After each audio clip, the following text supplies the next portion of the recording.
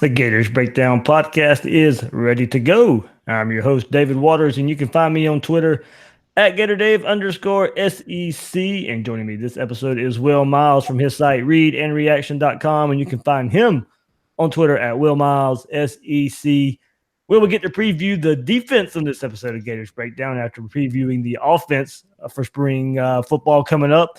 And for this defense, it's a side of the ball that loses playmakers, Polite, Gardner Johnson, Joseph, but they do get another year to Todd Grantham's defense. Yeah, so Grantham isn't the defensive coordinator for the Bengals, so we get the continuity, and we'll see whether continuity matters more than some of the guys that they're losing. Because I'm sure we'll talk about it. They are losing some significant contributors from the defense last year. We're gonna have to have some guys step up. Yep, and I don't know if people missed it over the weekend or not, but Will and I poking fun at each other for the warm weather that was here in Florida, and but Will does get to have fun of building snowmen. Will, I've never got to build a snowman, believe it or not. Well, you'll have to come up and visit sometime during the off season or something, so you can come up and build a snowman. We got snow last week, and then it was so cold for an entire week that finally on Saturday I was able to go out and make a snowman with my son. It had been a week of having snow on the ground, hadn't had a chance to do it. So we actually haven't had a whole lot of snow this year. It's just been cold. So looking forward to the spring and it getting warm and football and all that stuff that entails. Yeah, I had to work the river run over the weekend, and it was 80 degrees with people running there, and that's kind of where you and I got to poke fun at each other there. But all good fun. Yeah, man. Well, in June I'll give you some crap. Yeah. It will be 78 degrees and sunny here, just like it is right there for you right now, and you'll be molting. So. All right. Before we get into this defensive preview for spring football, remember you can find Gators Breakdown on news4jax.com/Gators Breakdown. There you'll find all the Gators Breakdown episodes as well as articles from the News4Jax sports team. Catch Gators Breakdown on iTunes, Google Play, YouTube, and Spotify. And when using those services, please share, rate, and review the shows. Subscribe on those services. And social media. Follow Gators Breakdown on Twitter and Facebook at Gators Breakdown. We'll start up front and start with the most obvious part of this defense, the biggest question, and then that's who's going to replace Ja'Kai Polite. Looks to be led by grad transfer Jonathan Grenard with Jeremiah Moon out this spring. We kind of knew that was coming. It had been kind of going around the last couple of weeks, last month or so, that he would be out for spring, but definitely confirmed by Dan Mullen in his pre-spring press conference. So it also means a player like Andrew Chatfield would see more opportunity as he was redshirted last year as a freshman. So this is also where we will get to see one of the highly ranked recruits from the 2019 class make some noise with Mamu Diabate, early enrollee. So even as a freshman, he may force to get some playing time. I have no doubt on special teams. But he's already primed to come in this spring, earn some playing time, and with a good showing this spring, he'll see the fall. He'll see the field this fall. So going back, I'm excited of what I saw from Gennard and his highlights at Louisville. While Ja'Kai Polite had monster numbers, there was still that stretch in the middle of the season where he was held in check. So we won't get the answer this spring, but this is the start of seeing how they replace Ja'Kai Polite. Maybe even improve that rush-in spot, and maybe get maybe not the eye-popping numbers, but maybe some more consistency throughout the season.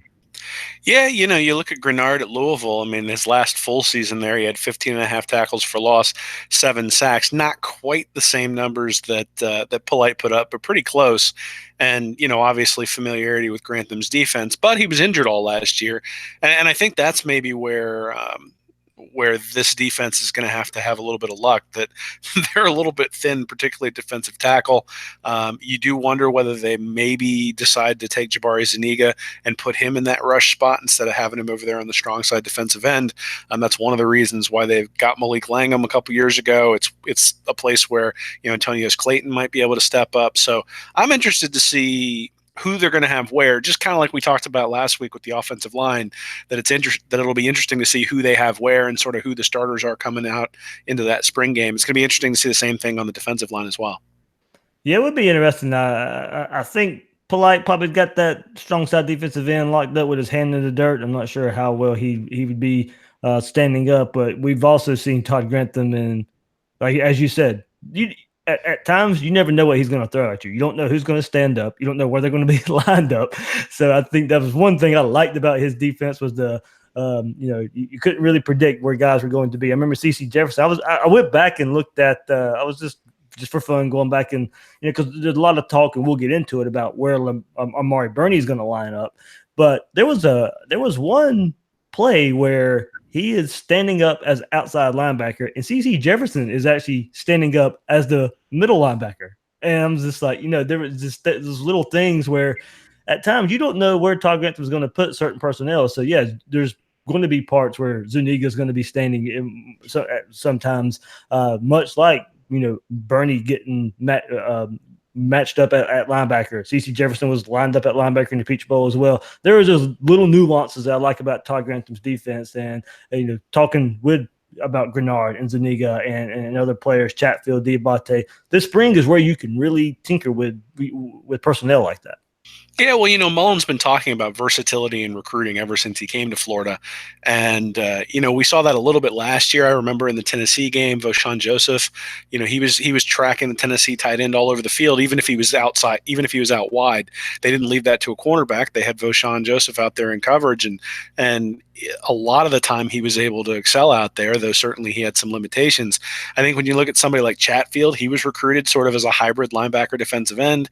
You look at Diabate, again, sort of a hybrid defensive end linebacker. So, again, the versatility, I think, and then obviously Amari Bernie sort of on the other side where he was recruited as a safety, but is sort of coming down to the box, at least against Michigan, as a linebacker. So that versatility are things that are going to be on display. But, I think if anything, last year sort of showed us they're not going to show us a whole lot about what they're going to do during the regular season once it, in the spring game. So really, I'm looking more for who's starting where and who do they think they can trust up front. Because by the end of the year last year, Adam Schuler and Campbell were the starters.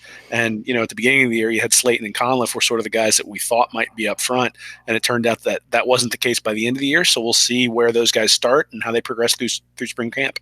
You're right. I mean, this is the first chance for players that have been here to prove that they can be key contributors to this team. Clayton, Slayton, Conliffe. We know Zuniga's going to be the unquestioned starter at defensive end, but this is time for Antonius Clayton to show that he can put it together. If he can't, then I think you can easily see somebody like redshirt freshman Malik Langham, like you mentioned, battle Zachary Carter for some playing time. I think this is one of the key battles this spring because we know what we have pretty much in Jabari Zuniga, but he's going to get spelled at times, and there's not much more he can prove in the spring for him. So I use this spring in a way I look at it to find out which of Clayton, Langham, Carter can step up and be counted on to earn some playing time in relief of Zuniga, or because they earn playing time because they have taken the necessary steps, and you have multiple players that you can count on in a starting role. Yeah, well, I mean, they're going to have to step up because if you look at the four guys, really sort of the four top tier guys that this defense is losing in Voshawn Joseph, Chauncey Gardner-Johnson, Ja'Kai Polite, and CC Jefferson, that's 24% of the total tackles. It's 48% of the tackles for loss, 51% of the sacks, and 55% of the forced fumbles. So, that's an awful lot of productivity to replace. And that doesn't mean that these guys behind them aren't talented, but it does mean that they're relatively unproven. And so the spring is the first opportunity for them to prove that they're going to be able to step up into those roles. And, during the regular season, I know we're talking about the spring, but during the regular season, Zuniga's going to get double teamed. And so these guys are going to have to win one-on-one battles. So that's maybe the other thing to look for is when these guys are put in one-on-one battles, are they able to win at the point of attack? And same thing, vice versa for the offensive line. When they're put in one-on-one battles, are they able to win at the point of attack? And, it's one of those things where because both units are so green, I'm not sure that we'll really have an answer until the game against Miami. But at least we can get a feel for who's going to be in those spots and who can win the one-on-one battles on a consistent basis. Well, going back to like a player like Mahmoud Diabate, an early enrollee, if he's going to be slid into this Ja'Kai Polite rush in, I mean, don't you kind of think, as an early enrollee, as a true freshman, when your job is to go get the quarterback, there is that saying, especially on offense, if the earlier the earlier playing time, it's easier to go in and play the further you are away from the ball because your role is kind of simplified. Your wide receivers can come in and play, running backs can come in and play but if your quarterback or your offensive lineman, the closer you are to the ball, the harder it is to come in and play. But I also think this rush in position and the way it's designed to go get the quarterback, there's not a lot to. Yes, he'll have to learn a defense. Yes, he'll have to learn some technique. But there are times when your job is to simply go get the quarterback. And from everything that we followed for Diabate getting recruited, he's that versatile type of guy who can come in right away and earn some playing time this spring. And this is when we'll get to see it. Yeah, as an early enrollee with Jeremiah Moonbeam. Now he's going to have more of an opportunity to come in and get some playing time. Yeah, I always think it's dangerous if you're relying on true freshmen to be like a starter or be a component in your defense. I think if you bring him in as a situational pass rusher in third down situations, then okay, yeah, you just say, hey, pin your ears back and get the quarterback. But last year against Kentucky, gap contain became a big deal with Terry Wilson out there, and so those are the types of things you have to be careful of, and those are the things that Voshon Joseph had improved on over the last 3 years. But certainly that was sort of a weakness of his from time to time, and I think that's the same type of thing you'll see with the youth with Diabate. I think when you really look at where the freshmen are going to play a role. I mean, you saw Trey Dean come in last year as a corner. I know Janoris Jenkins, when he came in, he played very early on. Joe Hayden, he came in and played early on. Those guys get beat from time to time when they come in, but it's a whole lot easier when they just say, hey, we're playing man-to-man, go take the wide receiver. Or same thing you were mentioning the running back. It's really easy or easier for a true freshman to come in those cases, especially as an early enrollee, learn the offense, learn the defense, and be able to play at those positions. I think somebody who's going to have to do some of the complex things that Grantham asks from those guys who are sort of hybrids. I mean, if you're playing that rush defensive end, there are going to be times you're going to have to drop into coverage. And so, do you understand your zone responsibilities? Do you understand the different types of blitzes he's trying to bring? All those sorts of things. I think, especially in the spring, you'll see some raw athletic ability, but you'll also probably see some of those younger guys out of position. And that's okay. I mean, that's what the spring is for. But I think if we're going to rely on true freshmen to be starters, you probably look on the back end of the defense, not necessarily up front. Well, it is time for the two players I really want to look at up front is Conliffe and Slayton, because I think I expected a whole lot out of those guys last year. And by the time the season rolled around and the season went on, they're not what I thought they were going to be last season. As good as the defensive front ended up being, those were the disappointments there. They were pegged as starters last season, started the season in those roles, but they were just eventually overtaken as they were unable to produce. And Adam Schuler and Kyrie Campbell then come in and were very solid. So I guess the question is here, as Schuler gets more experience in this defense, you have to remember that he came in as a transfer from West Virginia. I think he has the potential to become a force. But if you compare the starters, Schuler and Campbell, with Conliffe and Slayton tapping into their potential this spring, this defensive line can become a strength. We've seen time and time again, if you want to consistently win in the SEC, it starts up front. So, with the secondary part it has, if these guys come around, then this defense can be even better in 2019. Yeah, I mean, I think one of the things we do need to remember with Slayton is he was brought in sort of as an offensive lineman, but he wanted to play defensive line, which is why he came to Florida. And then they all of a sudden switched from a 4-3 scheme to a 3-4 scheme. And he's being asked to do something very different. So, I don't know that it's necessarily fair to have expected him to pick up the defense as quickly as maybe he needed to last year. And maybe that's why he got beat out by Schuler and Campbell as the season went along, is just, the need to react within your defense rather than be thinking all the time slows you down a little bit. And maybe that's what happened. So, another year in the system, I don't think there's any doubt that Slayton in particular has the strength and the ability to be a very, very good defensive tackle. I think the question is he going to be able to put it all together? And maybe he will this year. Conliffe was in sort of that, I think, like 280 to 310 range as a recruit. So, he's one of those guys where sometimes they hit, sometimes they don't.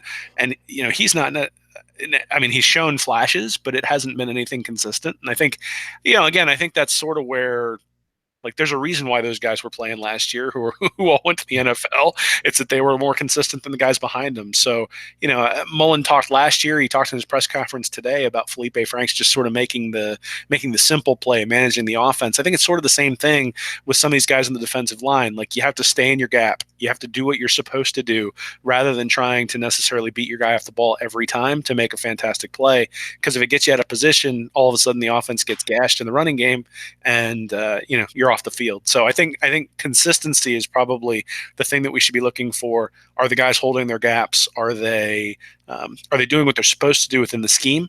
And as they show that, I think these guys have the natural ability to be pretty good.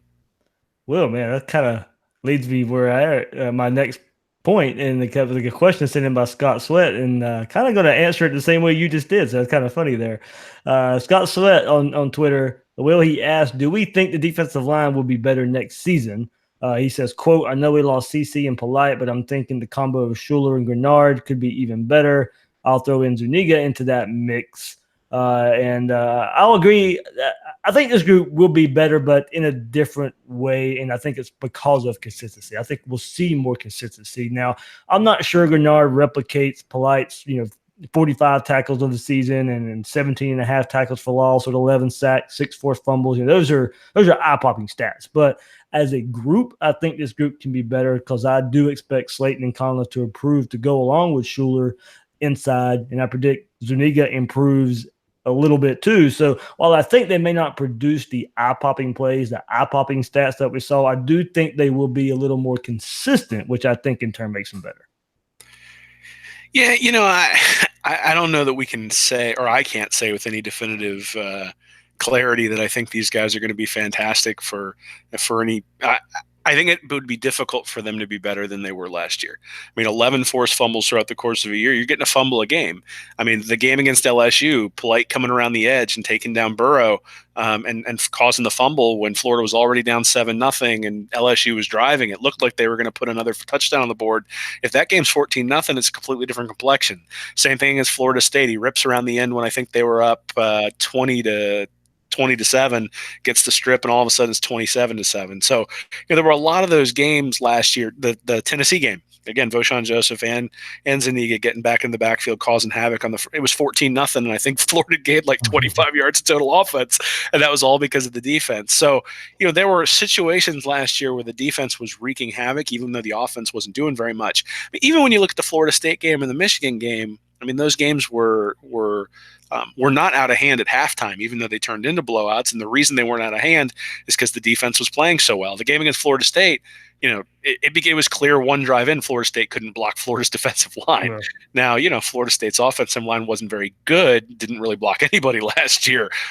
But again, I think part of that is just Florida's defensive line was very, very good. And so are they going to be able to replicate that? I think it's going to be difficult. I mean, there's going to need to be, Antonius Clayton, we've been talking about for 3 years now. I mean, the guy was ranked in the 20s when he came in. He's got to play like that kind of player.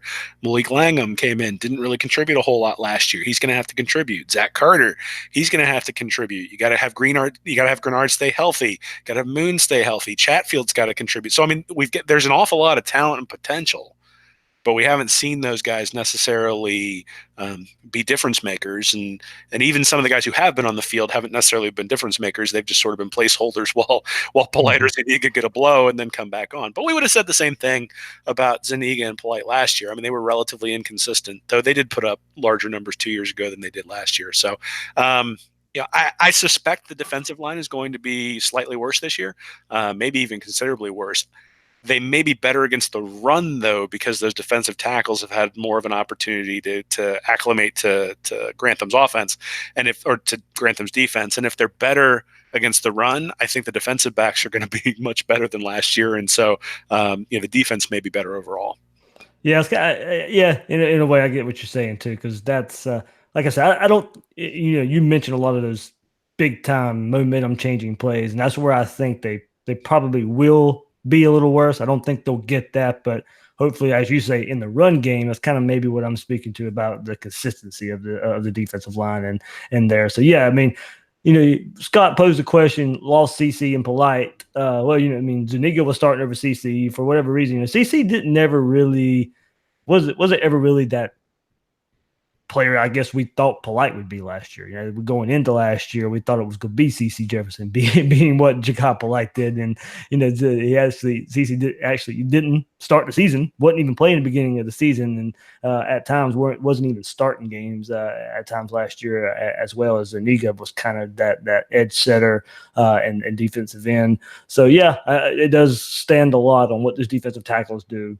And of course, as we move back with the help they can get back with this linebacker group, and we know David Reese is going to anchor down one of the linebacker spots, but more people are starting to come around to the idea that it'll be Amari Bernie that fills the void left by Fashawn Joseph leaving early.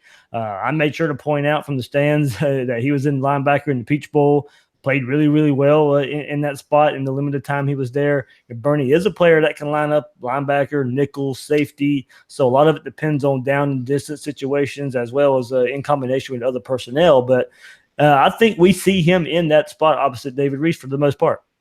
Well, yeah, I mean, they brought him in. He was not in the first series against Michigan, and Michigan was getting the edge pretty much the entire time. And then once they brought him in, that stopped. So, I mean, clearly, when you need somebody to run sideline to sideline, he's going to be able to do that sort of thing, and has certainly showed an instinct to be able to get to the ball, and has the coverage skills to be able to take a tight end out of the game, or at least cover a zone and make that zone close much quicker than you would expect normally with a linebacker. But, David Reese, I think, is the key, as he always is. I mean, last year, obviously he was hampered in the first couple of games. I'm sure that played a role in the loss against Kentucky, not having him out there, and then having him out there at less than 100% for those next couple of games once he did come back. And obviously they were missing CC Jefferson for that game too. But, he's the captain out there. He's the one who's getting everybody in the right place. He's the emotional leader of that defense. I mean, we saw that 2 years ago.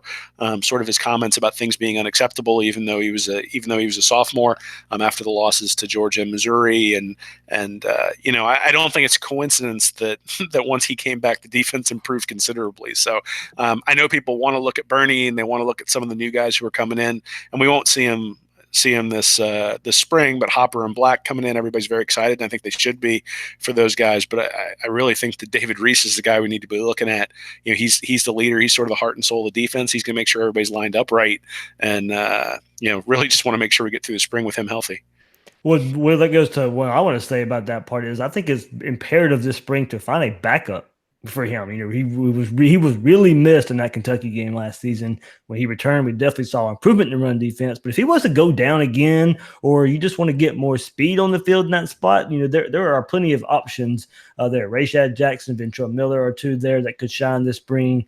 Jackson had 36 tackles last season. Miller added 15 more tackles. And so they got some playing time, and a lot of it was earlier in the season, of course, when David Reese went down, and they filled in at times during the season as well. So David Reese, as you said, for all the leadership that he can bring and the steadiness that he brings, at times you probably want a little more speed on the field. So I think this spring, I think you can use it to find guys to spell him, or hopefully not. He goes down again with injury, but I think it's going to be imperative you find a backup for him, but also guys next to him, besides Amari Bernie, if it's not Amari Bernie, if he needs to go play nickel, or if he needs to play safety, other players that you can mix in there. James Houston, who played well when he was in last season.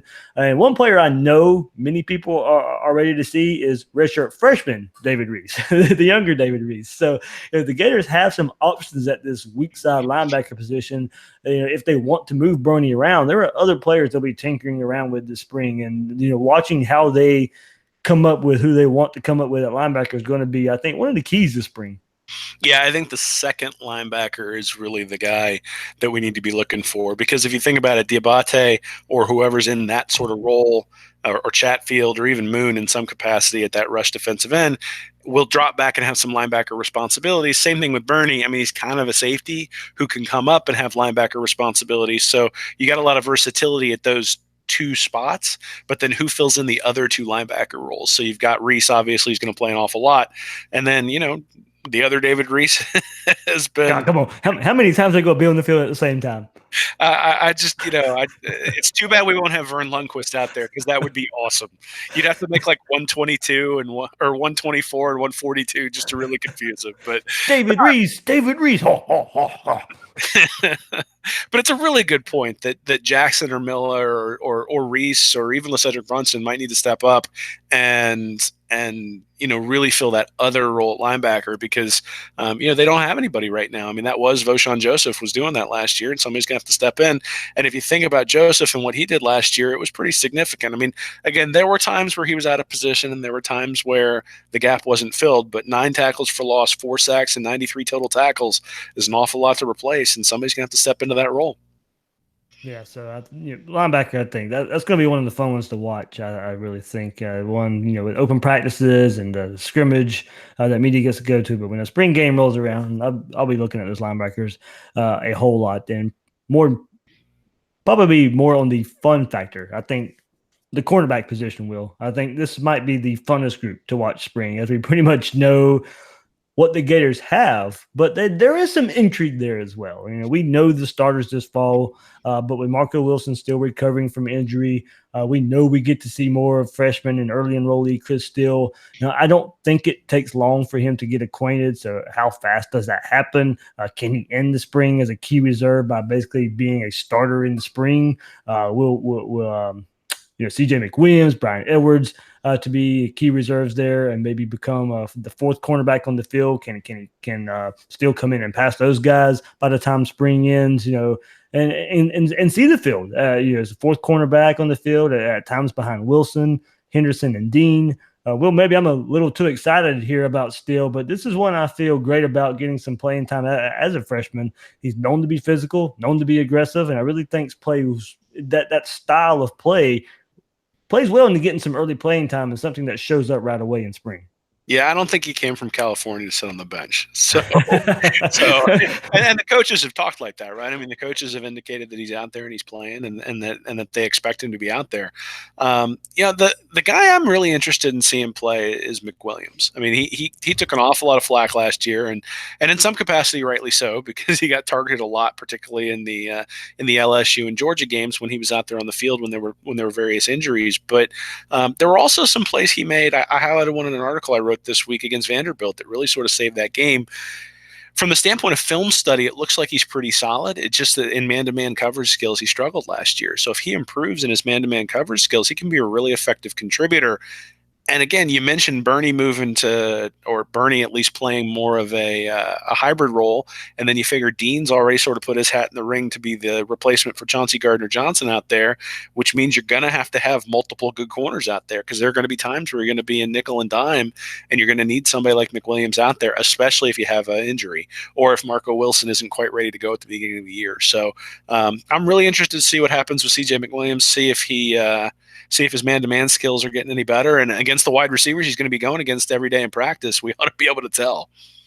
Yeah, it's going to be a battle for that, 3rd true cornerback. I'm not talking nickelback here. As you said, Trey Dean's going to have that locked up. But 3rd, 4th cornerback spot with McWilliams, Brian Edwards, and still coming in early. Heck, by the time fall rolls around, Kyer Elam's going to be there as well. So Florida's going to have their options, and I'm sure they'll have something figured out by spring and then try and work in Kyer Elam where he'll come in. But during bowl practice and not long after, there was talk of Trey Dean playing inside nickel in place of Chauncey Gardner-Johnson leaving. Didn't have the best game versus Michigan, but for the most part, as a true freshman, looking at the season as a whole, he did pretty well. He did well as a true freshman coming in because look. You don't plan on one of your starters as Marco Wilson going down the 2nd game of the season and you're having to be the number 2 cornerback. Yes, Florida, you mentioned a couple earlier, but Florida's had Vernon Hargraves come in and excel as a true freshman and other guys as well, and Henderson and Wilson most recently doing the same thing. But Dean had to be inserted kind of more than earlier than I'm sure even he thought, but got plenty of experience with 9 starts, played well for the most part. And really, it does seem Florida has a nice mix of experience, incoming youth, and overall talent at cornerback, more so than a year ago. Yeah, and I also think when you look at when you look at size and speed. I mean, geez, CJ Henderson's really, really fast, really was able to shut things down last year on his side of the field. And so you figure people are going to go to that other side of the field. And last year, when they went that direction, they got Trey Dean, and sometimes they got him, sometimes they didn't. By the end of the year, I think he was more consistent. And then when you had Henderson go down in that game against Georgia, well, now you've got McWilliams and they're getting picked on. I think that experience is going to help those guys. I mean, I don't think any of them are lost causes. I think that they're going to get better and they're going to learn from getting picked on last year, and that they're going to be better players, which is the same thing we saw in 2007, right? I mean, 2007, those cornerbacks right after, Tebow wins the Heisman Trophy, but the team still goes, I think, 9-4 because, they couldn't stop anybody on the defensive side of the ball. The next year, the defense was lights out, not only because the defensive line was great, but because those corners and the safeties were locked down. And so, I expect to see improvement in Dean. I expect to see improvement in McWilliams. I expect to see improvement in Edwards and Bernie. And, Steele's going to have to earn the job. I think the expectation is he's going to come in and he's going to lock down another cornerback spot. But, Mullins made it very, very clear that nothing is given to anybody, and that you always have to earn the spot, and that no one's already been penciled in. And so, I'm excited to see what's going to happen there, because I do think that from a talent perspective, I mean, we talked a couple months ago about them having 9 guys who were blue chips at either corner or safety, and those guys are all still in the program except for Gardner Johnson, and they're all fighting for spots, and there's not going to be 8 spots available. And there's also some guys who are pretty high-level 3-stars as well who are in there. So, there's going to be a lot of competition. It's only going to make everybody better. I am glad you bring up CJ McWilliams. Yes, I mean, he deserves some of the criticism for what happened, but I do agree. It's not a lost cause whatsoever with him. I think there was enough good plays as well. Yes, we're going to remember the bad ones. I mean, it's just, the nature of the business, the nature of playing college football, big time college football. But yeah, I'm not ready to walk away from him either. Getting into this, and Brian Edwards as well. So I really do think they do. It is a full competition this spring for Chris Steele. He's not going to come in and be that number 2 corner of the spring right away while Wilson is recovering. I think he will have to earn his spot over McWilliams and Edwards there. So going and looking at Will kind of leads into our next question. Sean Steed, a good friend of ours, also sent a question our way. And which of the true freshman DBs and linebackers get redshirted? And it says, I think Steele may be the only one that doesn't. So I think there are 2 for sure scenarios here. Steele doesn't get redshirted, and linebacker Josiah Pereira does. So I think I'll start there. I mentioned Diabate earlier. I think he earns playing time, and I'm throwing him into that outside linebacker role just in case Sean was throwing him in there. But I think he can either be that outside linebacker rush-in role. And as high as I am on guys like DeJuan Black, Tyron Hopper, can they really come in and jump James Houston, David Reese, Amari Bernie, Rashad Jackson? I'm not sure they can as freshmen, and I think Florida is okay not to force those guys in. I think they'll get their time in 4 games, but that's it. I'm not sure how much valuable playing time Hopper and Black end up getting just because of the numbers they have at linebacker. Can they come in right away and be as athletic and really jump those guys? I'm not sure. I think the red shirt is valuable for those guys to come in and look. They got great size, they got great speed already. I don't think you have to force them in. So, and then moving on to cornerback, I can see a scenario where Jadon Hill doesn't need to rush back, coming back from a knee injury. He ends up playing in just 4 games. Also, Chester Kimbrough, red shirt, says I think it'll be tough to jump Steele, Elam, Dean, Bernie if he's needed in nickel situations. Can Christopher McWilliams improve enough to hold off a player like Kimbrough? Yeah, I think if Hill is healthy enough, he avoids a red shirt. But Kimbrough, I don't really know.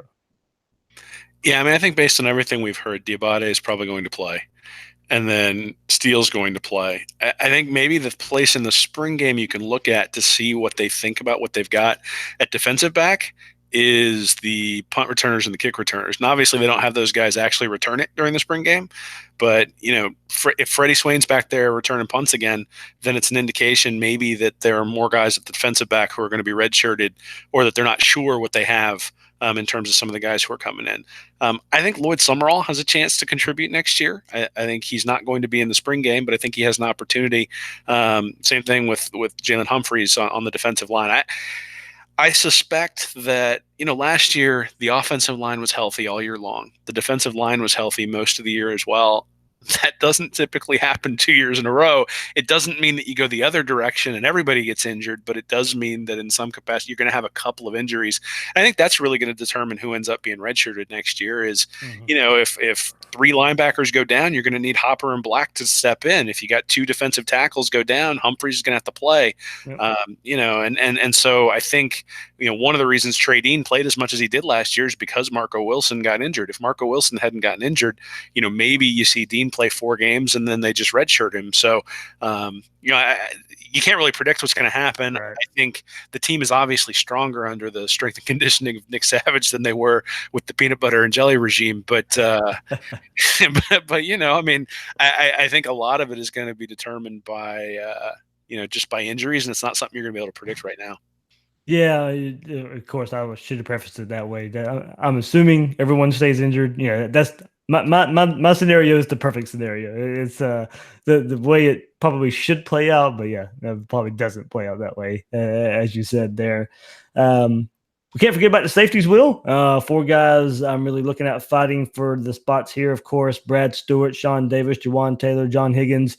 If Brad Stewart can move past last season's off-field troubles, then he's getting the free safety spot.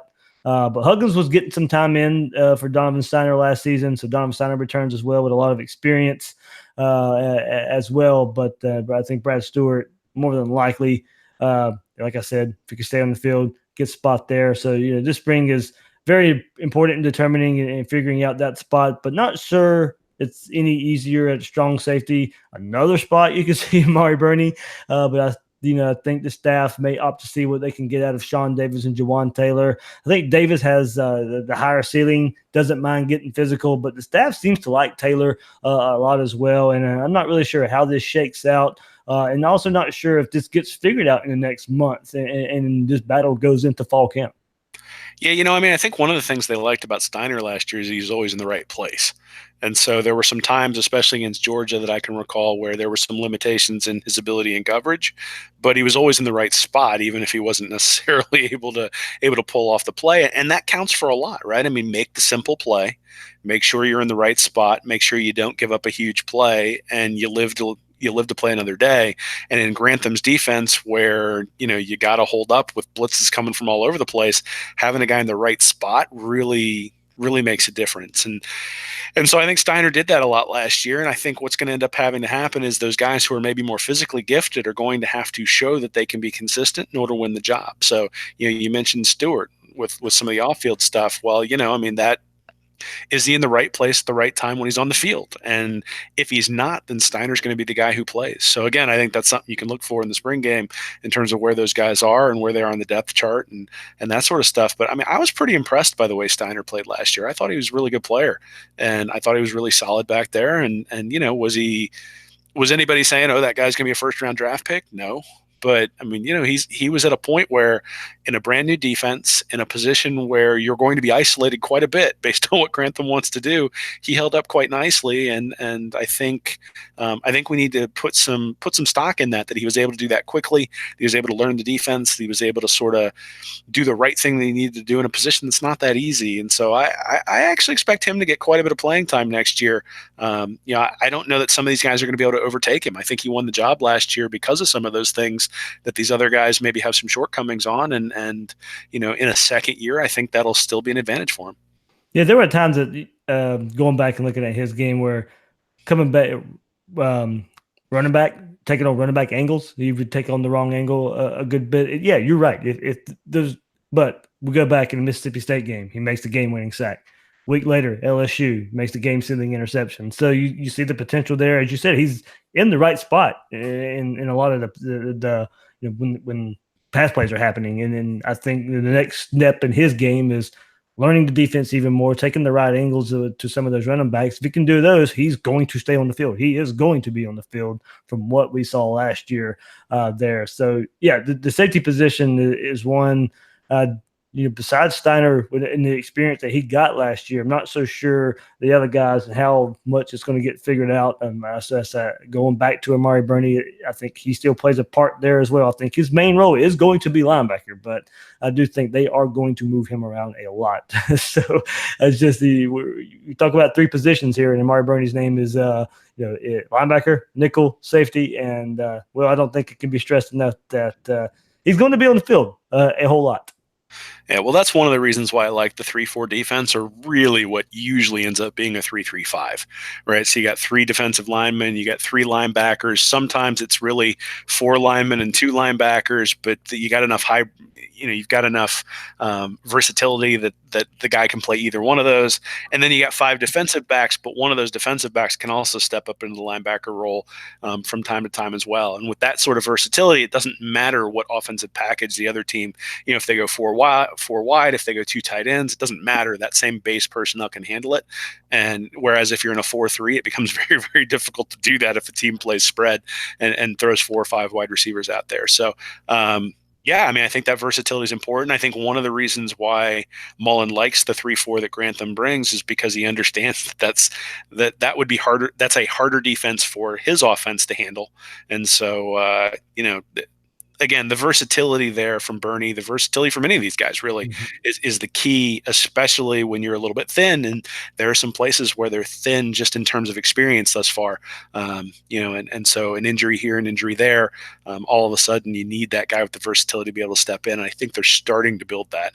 There's still a ways to go. I mean, this is not going to be an Alabama defense, but they can be as good as they were last year, maybe even slightly better with all the talent they have on the back end. All right, so there's for our defensive preview there, and kicker, punter, hey, same as last year. Florida's in good hands there, so not much to preview there. As you also mentioned, kick returner, punt returner, not much to really break down in spring as well. You may see who they want to put back there, but you're not going to see much action from those positions there. You can go back and check out our offense preview that was recorded and released last week. And Will, you alluded to it, and it was brought up again at Mullen's spring press conference, where he says no position is set when asked about the quarterback position, and then goes on to say, quote, "I would hope a guy like Franks expects to be the starter, but he better know that he's got to compete to make sure he keeps that job, because there's other guys that want to compete to go take that job from him." So, Will, I'm not really sure we can add much more to the discussion that we did last week, but it was another chance for Mullen to make it known that these guys are going to compete. Yeah, well, people can stop blaming you for starting a quarterback controversy, I suppose. But that was a guest. I mean, we like you said, we talked about this a little bit last week. You play the best guy, and I mean, if Emory Jones comes out on the field and just starts launching it all over the place, and has improved by leaps and bounds when he comes in, it's clear he's the best guy. He's going to win. Now, I mean, if you're sitting there and you're saying, 6 of one, half a dozen of the other, they're basically equivalent, then Franks wins the job. And if Franks is better than everybody, then Franks is going to win the job anyway. So I think this is the way. And let's be honest, is he really going to say, yeah, this guy's my starter? He doesn't have to work that hard in the spring. He's not going to say that anyway. So, and I think that's the way it should be. I mean, Franks was slightly above average last year by most metrics other than touchdowns, right? Touchdowns to interceptions, he was really, really good, especially when you factored in the rushing touchdowns. But God, if you go back and watch the Missouri tape, if he throws up 2 of those next year, Florida's losing at least 2 games. So, again, the consistency becomes important on that side of the ball as well. Like, he's gonna have to be consistent, and you just can't have those peaks and valleys. You got to have those valleys have to be not so deep, because that Missouri game was just awful, and the Georgia game, the second half really wasn't very good either. So, there's work to be done. He's not Baker Mayfield coming back for his senior year. He's, a above average SEC quarterback who needs to improve considerably in order to take Florida where they want to go. And if Emory Jones has the ability to take him there, then hey, he needs to play. And I suspect that what we'll probably see is something similar to Tebow's freshman year, where there's a role for each of them. Yep. And, we sort of saw that towards the end of the year. There was a package against Georgia. There was a package in the Michigan game for Emory Jones. And there are going to be packages for him this year because there's no redshirt to worry about. Yeah, I really do think we'll see that. I do think if Franks wins the job, as I predict he will, I do still think we see much more of Emory Jones. And Will, you're right. It is can, talking about spring, is there enough that you can glean in spring where it helps Felipe Franks become a more consistent quarterback? It's not necessarily consistently great. It's consistent. Can he be consistently what we saw in the FSU game? Can he be consistently what we saw second half out of South Carolina game? Consistently be what we saw in the Michigan game? If he's consistently that quarterback, then Florida is going to be a very tough team to beat next year. And that's part of going back from a year ago to now. Will, it feels good that going into this spring with a team that has big expectations from fans in the college football world, and the expectations a lot are dealing with the improvement of Felipe Franks and the team in general, and what Dan Mullen was able to come in here and do, what Todd Grantham was able to come in here and do, and this whole staff. It happened fast, Will, and going from a year ago to now, spring practice is about to kick off, and the expectations are much different in Gator Nation. Yeah, but I mean, I think that's absolutely true. I think everybody expects 10 wins as sort of the minimum this year. I think it's going to be interesting to see whether they can accomplish that, because it's a more difficult schedule, and it's also, they've lost an awful lot when it comes to guys who are going to the NFL and going to the NFL pretty high in the draft. There may be 3 first-round draft picks coming out of the program from last year. That's a lot to replace, and then you factor in. You'd mentioned it last week on the podcast. I went back and looked at a bunch of sort of key plays. That South Carolina team didn't have any defensive backs healthy. I mean, they were playing guys who had no business being defensive backs, and Florida was able to storm back. But it's not as if Florida won that game by 50. I mean, it was a 3 or 4 point win, and then you play against Idaho. Florida State's depleted, and then Michigan. A bunch of their defensive guys weren't playing, and that's not to downplay what happened for Florida, but it is to indicate that there's still more to prove for everybody on both the offensive and defensive side of the ball, and they're going to have to be hungry. And I think that's kind of what Mullen's doing when he says, "Hey, these guys need to be." They compete. That's the way it is. We don't pencil anybody in spring camp. You got to compete. They didn't win the national championship last year. They won the Peach Bowl, and the goal this year is to win the Peach Bowl again, because that'll be a playoff. And to do that, they're going to have to be better. I mean, you can't lay an egg at home against Kentucky. You can't lay an egg at home against Missouri and play for a national title or an SEC title. And so they're going to have to improve. And I think that's kind of where Mullen is at. Is, hey, last year was great. You went 10-3. It was a great start.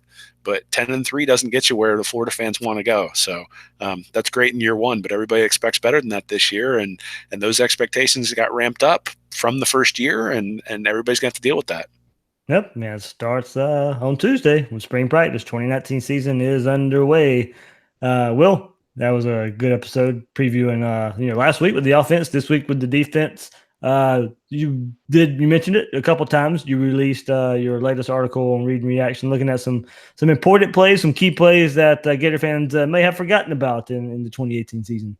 Yeah, I mean, I'd forgotten about some of them. You just sort of go back and look at places where games turned, or where it wasn't, things that maybe were hidden behind some of the big plays. So there was the Kentucky game was one that really jumped to my mind. There was a play where Franks hit Tony right in the hands down by the 4-yard line, and the ball was dropped, and there was a holding on the play as well. And then McPherson missed the field goal. And, all of a sudden, instead of it being Florida within 2 or 3 points, it was Florida still down by, I think, 11. So, the whole complexion of the game changed. And so there were plays like that in every one of the games this year. And so I just went back and took a look and said, hey, if you're watching this game, which play was really critical? There were a couple of coaching plays that were critical.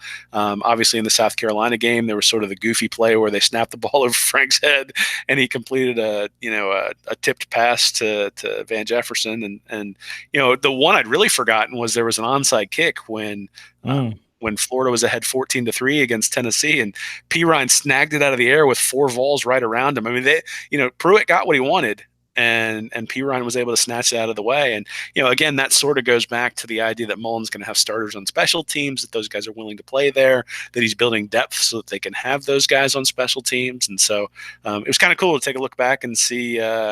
Just sort of look at the season and say, all right, what were these key plays throughout? There will be many more in 2019 as well. God, I hope so.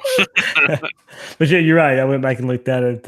It was funny because I just went back not too long ago and was looking at that Florida Tennessee game, and I'm glad you had that onside kick in there, because that was that play. I don't. Yeah, you're right. Florida was better than Tennessee last year, and it showed as the season went on. So Florida probably ends up going to win that game anyway. But then maybe it keeps that game a little closer for a little while longer.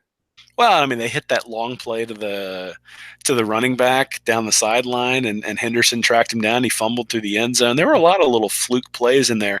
Florida ends up winning by 30 or something, and it wasn't even close. And it was great because I was there, and all the Tennessee fans were they were giving us a bunch of crap for the first 3 minutes of the game, and then we didn't hear a peep from them the rest of the time. So. It was a great time to go see that game. But I'd forgotten a lot of those things that happened early. It was 14-0. And you're like, oh, the offense must be humming when you think back to it. And then you're like, oh, no, they had like 20 yards because there were a couple of turnovers. And, it sort of set the tone for the game and really the season. The defense played fantastic in that game and sort of set the tone for what was going to happen for at least the last 4 or 5 games of the year. All right, Will. Anything else coming up on Read and Reaction? Next week? Yeah, man, I'm going to be taking a look at some of the Florida State stuff that's going on. I've been talking about writing about Kendall Briles. I've got that almost finished up, and then they got Hornibrook now coming in. So That's right. That's right. So it's time to make fun of Taggart a little bit.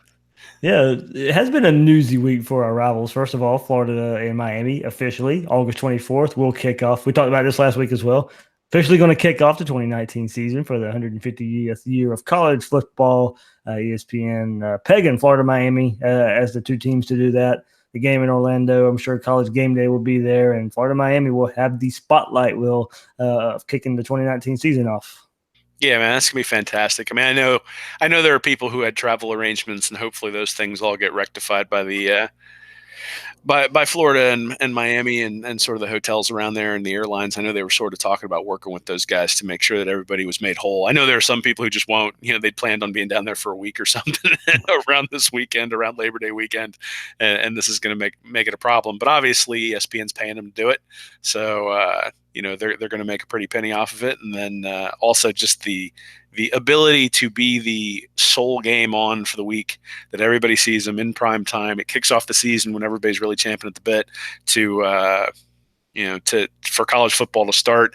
You're sitting there watching those preseason NFL games where quarterback comes out and plays one series and then you turn it off, and then all of a sudden this is there and it's a big time game. So, and obviously a big time rivalry too. There's been an awful lot of smack talk going between Miami and Florida fans on Twitter recently, at least. And we've only got only 5 more months left, man. Yeah, that's fun. And yeah, as you mentioned, Hornibrook at FSU, going to grad transfer from Wisconsin there, and also we had FSU starting spring practice last week as well. Well, I mean, they had like a welcome Coach Taggart sign up that I saw on Twitter this week. I wasn't entirely sure. I guess they're still recovering from the Martin Luther King meme that they made, so they've just gone back to last year's for the stuff they're using. But hey, it's for all the problems, and there aren't a ton of problems, but for all the things that we look at with the Florida program and say, hey, this could be better. Man, at least it's not Tallahassee. So. We'll keep taking some shots in that direction because it's at least kind of entertaining. It is very entertaining. Just brought a quarterback in that owned Miami from at Wisconsin the last couple of years too. So.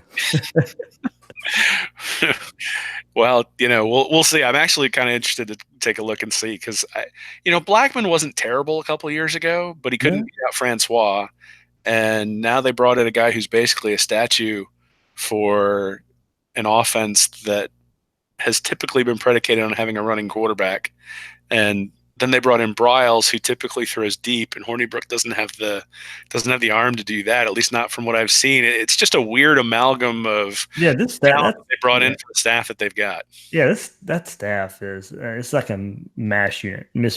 I don't know. It's just not a lot of experience with each other.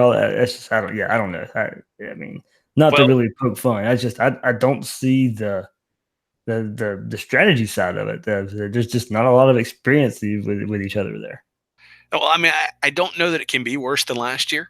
Yeah. But, and in some respects, I don't think just on his track record, even before last year, I'd written that I thought Mullen was a better hire than Taggart. I still think that to be true.